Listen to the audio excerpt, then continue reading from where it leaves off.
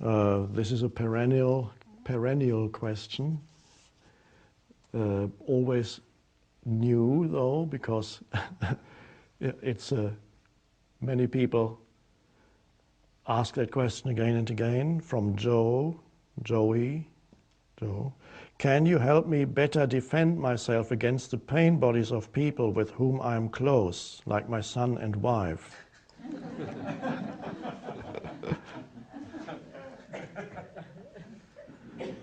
When their pain bodies are activated for whatever reason, my pain body explodes forth.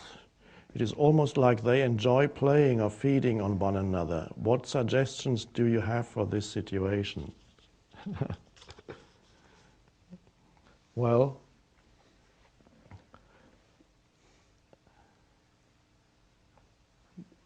very simple. You need to be there when it happens. If you're not there when it happens, there's nothing you can do and I can't help you. Yeah, but how, okay, I'm asking the next question now. But how can I be there when it happens?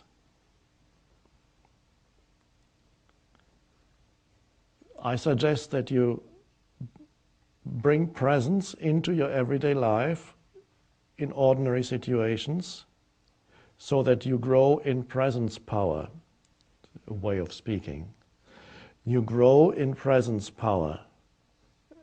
You're present when you look at a flower, you're present when you look at another human being, you're present while you drink your tea.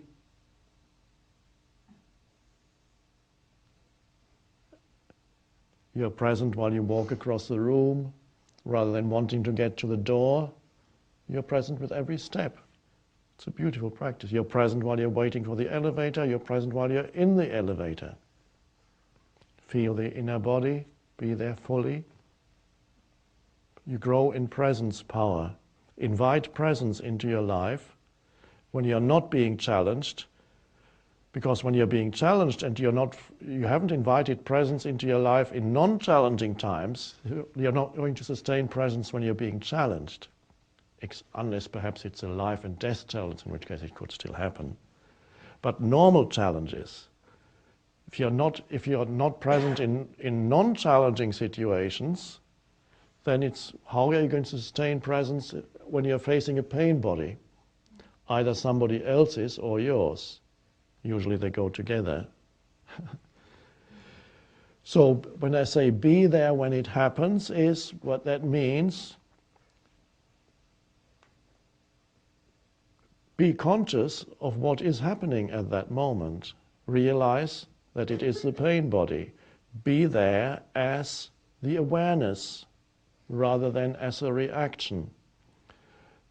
Be there if you should still react even then, can you be there as the awareness behind your reaction and feel that, feel anger arising that wants to feed the other person's pain body? Can you feel it at the moment of it happening? Can you feel it when the other person's pain body, can you see how the other person's pain is controlling his or her mind, speaking through his or her mind, saying all the right things that are designed to make you react so that you can feed their pain body? Can you be aware as the presence there while this is happening? It's a beautiful practice. One of the great spiritual practices is awareness while the pain body is active, whether it's somebody else's or yours or both together. If you're very aware in the presence of somebody else's pain body, your pain body won't arise. Or you may just feel the beginnings of it, like Now, awareness doesn't push anything down. Awareness is like light. The light shines on it and the pain body comes up and then hits the light of consciousness from where you can sense it. And the pain body doesn't like to live in the light of consciousness. It withdraws quickly when it encounters the light of consciousness. It's like certain animals, they like the darkness. Like if you shine a spotlight on a rat, it'll run away. It prefers the dark corner. So if you shine the light of consciousness on the pain body, it can't survive in it for very long. It'll withdraw again. So by that I mean you consciously sense it as an energy field in yourself. or in the other person. And you're there as presence. It doesn't mean that now you're going to immediately dissolve the other person's pain body. That may not happen, or it may happen. In exceptional cases, it can happen. But don't expect it to happen. Don't expect this practice to dissolve somebody else's pain body. At least you're not contributing to the growth of this other person's pain body. And then you'll see what happens. The pain body will make one attempt and another attempt and another attempt to draw you into a reaction. At some point, the best response may be to walk away for a while and hope that the pain body will exhaust itself. Because when you walk away and the other person has nobody else, the other person's pain body has nobody else to get a reaction from, it will go into the person's mind. And it will get then its food from negative thinking. Pain bodies love negative thinking.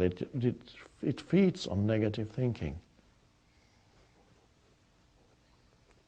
And then you come back after an hour and it might have subsided. The important thing is to make it into a spiritual practice. Be alert. You might, if you live, this questioner has son and wife. It seems to be the pain body mainly comes through his son and his wife. So here, you might even know that certain situations are likely to bring it up, so you can be already very alert. Or if the pain body comes regularly, every week or so, you can say, oh, a week has passed, it's very soon it'll happen again. So you can be very alert, like you go, it'll want some kind of trigger. The slightest thing that you can say could be misinterpreted so that the pain body can use it. So you have to be very alert and non-reactive and just be there as again, be there as the aware presence. The slightest emotion, the pain body will try to get hold of that and then make it into some negative emotional feeling.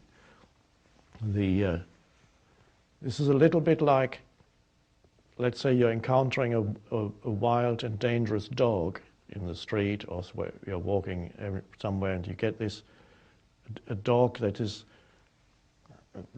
comes towards you, and you immediately know the dog is dangerous, and the dog is looking for some kind of emotion in you, fear, for example.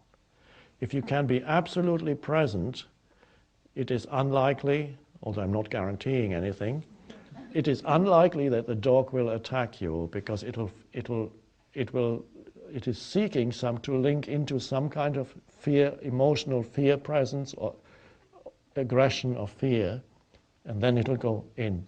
If you can remain absolutely present, it may come close, and of course it's a great challenge. No thought in your head is part of that. Absolute,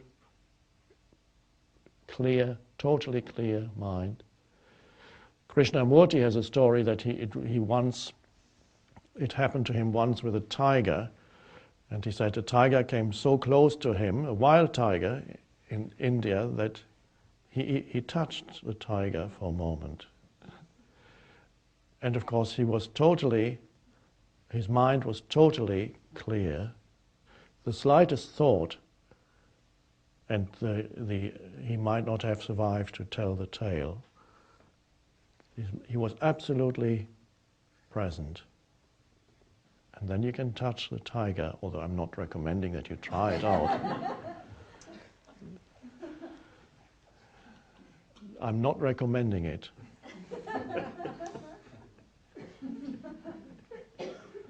It's only an example of what happened to one person.